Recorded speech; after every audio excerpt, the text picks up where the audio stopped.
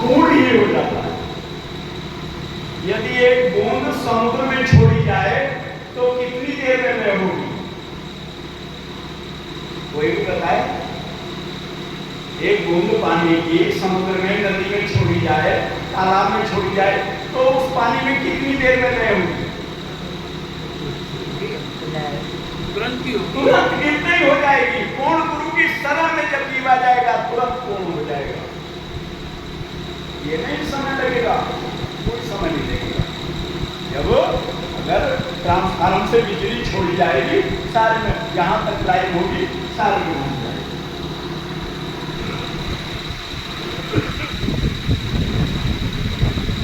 क्यों हो जाएगी भाई? क्यों? क्योंकि उसमें जो तत्व है वो तत्व तुम्हारे अंदर है भाई। किस तत्व का है? जो तत्व परमात्मा के हैं वो तत्व हमारे हैं और बीच में वही तत्व गुरु के हैं। आप सत्य, नाम सत्य, गुरु सत्य, तीन सत्य जब हों, तीनों तीर्थधारा मिले विश्व ये शरीर रूपी जिसमें, इस रूपी शरीर में जब गुरु रूपी बिजली घूम जाती है तो फिर तीनों एक हो जाते हैं। तेल कब तक है? तेल जब तक है कि परमात्मा ने, सदगुरु ने तो हमारी ओर हाथ बढ़ा दिया, लेकिन हमने बजाय सदगुरु की अपना संसार सागर में बढ़ा दिया।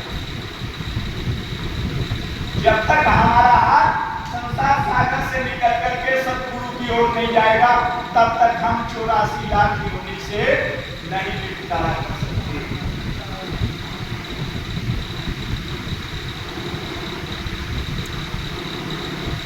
अभी हमने संसार सागर को पकड़ रखा किस तरह से कि देहली तक पत्नी का नाता, घर की बैठक तक है माता, मरगढ़ तक तो स्वामी जाते हैं, सतीला जाता।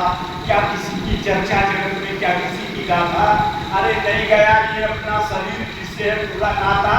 5 तत्वों का बना शरीर शमशान भूमि में जल जाता, कहने सुनने के लिए पंडित के चारों चलन रह जाता। कौन किसका रिश्ता सत्य? क्या जीव जगत में नाता? बिन सत्पुरुष संसार सागर में अंधकार नजर नहीं आता। जब मरता है शरीर और ये गला उठ जाता है तब बिना सतगुरु के कोई दूसरा सहारा होता नहीं है। सोच रहे पैसा बचा लेगा, माता बचा लेगी, पिता बचा लेंगे, डॉक्टर बचा लेंगे, कोई नहीं बचा सकता। पावर ही ये सतगुरु को है कि आपके आत्म तत्व को उठा करके सतलोक में ले जाते। और चाहे आप सतगुरु तक आपकी पहुंच नहीं है तो आप अपने कर्म अनुसार नरक में चले जाएंगे, मनुष्यों में चले जाएंगे। किसी ने शिव को चाहा शिवलोक चले जाएंगे, किसी ने ब्रह्मा जी की भक्ति की ब्रह्मलोक चले जाएंगे, किसी ने विष्णु जी की भक्ति की विष्णु लोक। कर्म क्षीण मृत्यु के और कर्म समाप्त होने के बाद फिर इसी ही लोक में आना पड़ेगा। फिर माँ के गर्भ का रखना पड़ेगा।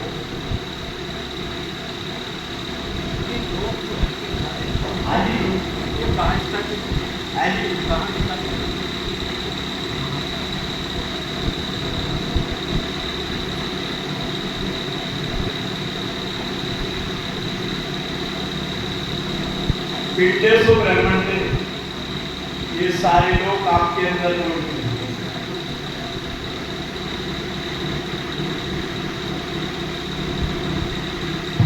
तल तल तला तल सुतल वितल 7 लोग तो जब कहाँ तक हो गए? 7 लोग यहाँ तक हो गए, 7 ऊपर के हो गए, 21 लोग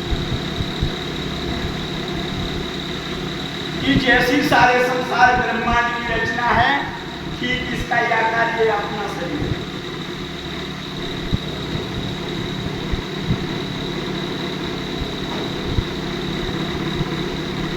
और शून्य तक ये 7 लोग मौजूद हैं।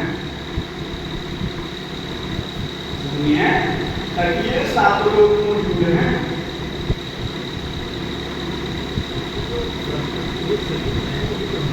हाँ जी।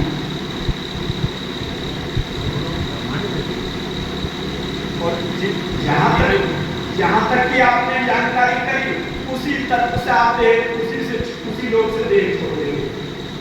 बहुत से तुमने देखा मरने वालों की आंखें खुली रह जाती हैं, वो मर जाते, वो आंखों के रास्ते कहाँ चले जाते हैं, वो से मरने वाले की कान से प्राणवायु निकल जाती है तो वो कान के रास्ते बाहर निकल जाते हैं, वो से मरने वाले नाक से मर जाते हैं, वो से मरने वालों का मुंह खुला रह जाता है, मन करना चौबल वीडियो का आम करना चौबल, वो से मरने वाले पेशाब वहां से मर जाते हैं, पेशाब निकल जाता है, वो से लैट्रिन निकल जाती है।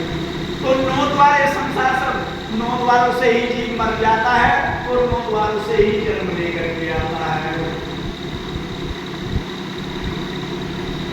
छोटा बच्चा जन्म लेना, वो से बच्चे आते हैं, पेशाब करते हैं, वो से लैट्रिन करते हैं, वो से सोते हुए रहते हैं, वो से होते हैं। तो ये 5 तत्व का बड़ा तीव्र रोग का कारण है। हाँ जी। तो फिर जब 5 तत्व शरीर से निकलते वो अपने आप जहाँ 5 तत्व कहाँ निकल गए? 5 तत्व तो यही मौजूद है, 5 तत्व नहीं निकले। निकला तो इस शरीर से आत्मा निकली। ये तो केवल पिंजरा है, ये 5 तत्व 5 तत्वों में लय हो जाएंगे। ये 5 तत्व तो यहाँ 5 तत्वों में लय हो जाएंगे। इसके अंदर से जो जीवात्मा है वो जाएगी निकल के कर्मानुसार, वो उसी लोग को चली जाएगी। अंतगता सो मता, मरते समय जहां जिसकी वासना रह गई वही देह धारण करना पड़ेगा। रहे वासना देह धरावे, 84 भुगतावे, स्वयं वासना रहे आप में आप ही मुक्ति ठहरावे। मरते समय आपकी जहां वासना पहुंच गई आपको वही देह धारण करना पड़ेगा। तो अर्जुन कह रहे कृष्ण जी से बात करूं, फिर तो मैं मरते समय अपनी वासना राजा इंद्र में ले जाऊंगा और स्वर्ग का अधिकारी हो जाऊंगा। बोले नहीं अर्जुन, इंद्र बनने के लिए इस मनुष्यों में इंद्र जैसे कर्म करने पड़ेंगे। आत्मा के स्वरूप देखा। हाँ जी, वो कैसा ज्योति स्वरूप, ज्योति स्वरूप प्रकाश की ये भी वेदों में वर्णन आया है। आज क्या चल, आप देखो अभी महसूस करो आप कि आप आंख बंद करो और बंद करने के बाद आप ये देखो इस शरीर में श्वास कौन ले लिया, बताओ कौन ले लिया सांस?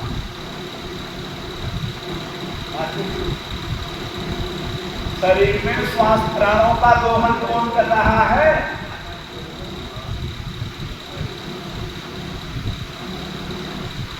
नाक सांस नहीं लेती, नाक तो मुर्दे के लिए होती है।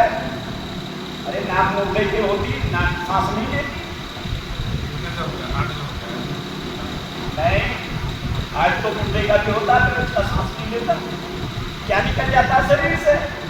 केवल आत्मा ही निकल जाती है। कहाँ? सांस के पीछे पीछे चली जाती है। कालिजा पकड़ता कर प्राणों को पकड़ लेता है। वो शोषण नहीं होता है जी, मुर्गे को शोषण नहीं होता, उनका शोषण नहीं करता कौन होगा। नहीं मुर्दा कैसे श्वसन अगर करेगा? मान लीजिए अगर उस मुर्गे को ऐसी जगह रख दे जहाँ उसे ऑक्सीजन न मिले बिल्कुल, तब क्या होगा? इसका मुर्गे का मर जाएगा। देखो पहले रुकती श्वासें हैं, आत्मा श्वासों के पीछे पीछे चली जाती है। श्वास को कोई आत्मा को कोई पकड़ ही नहीं सकता, काल भी नहीं पकड़ सकता आत्मा को।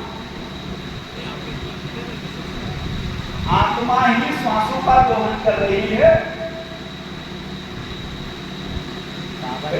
मुर्दे के नाखून और बाल बढ़ते हैं, क्यों बढ़ते हैं? बाहर की ऑक्सीजन से। अंदरूनी सिस्टम बंद करता है, हृदय ने धड़कना बंद कर दिया, श्वास अंदर और बाकी जो सिस्टम है उसने काम बंद कर दिया।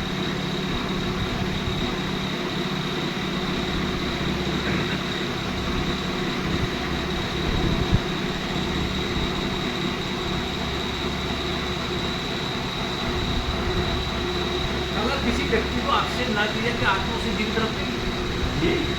अगर किसी व्यक्ति को ऑक्सीजन ना दी जाए, ऑक्सीजन का मतलब है कि बाह्य वातावरण से बिल्कुल क्लोज कर दिया, क्या आत्मा उसे जीवित रखेगी? जैसे ही आप श्वास रुकेगी आत्मा उसके पीछे पीछे हो जाएगी। श्वास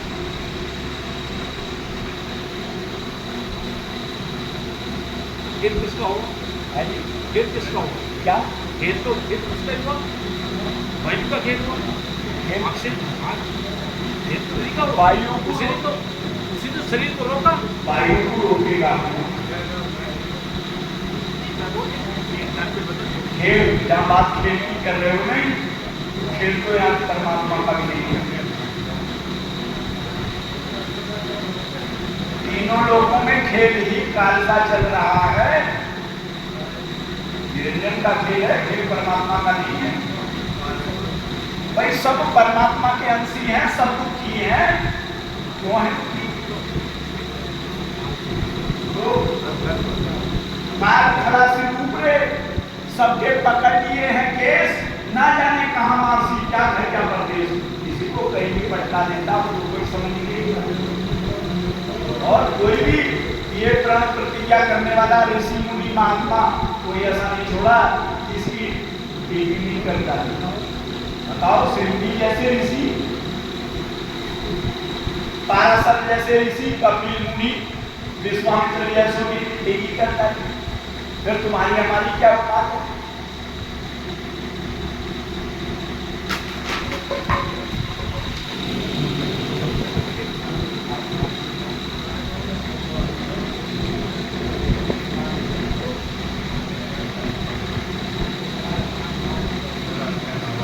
बदलाया है पानी में, केवल पार हम कब पा सकते हैं इस काल से?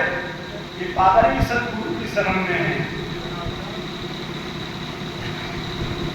मुकदमा भारी है, केस बड़ा भारी है, साहिब ने करियो वकील, मुकदमा भारी है,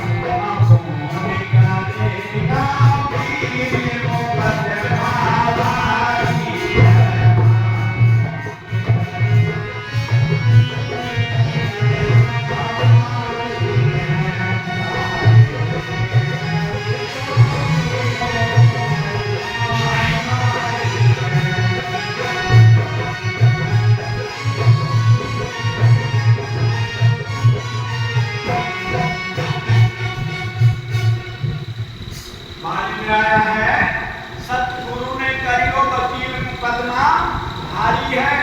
कैसे है मुकदमा भारी? एक शीशे के मकान में एक कुत्ते को बंद कर दिया। जब एक कुत्ते को बंद कर दिया, अब उसने कुत्ते ने जब ऊपर देखा, ऊपर को, तो हजारों कुत्ते, नीचे को देखा हजारों कुत्ते, बाईं ओर देखा हजारों कुत्ते, दाईं ओर देखा हजारों कुत्ते।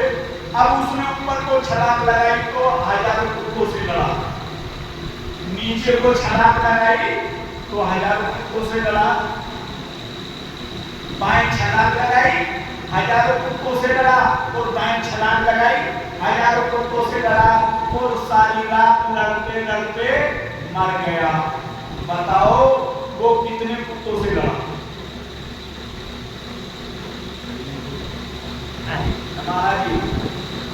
उसी की तस्वीर दिख रही थी। उसी की तस्वीर खुद से, हम भी खुद से ही लड़ रहे हैं।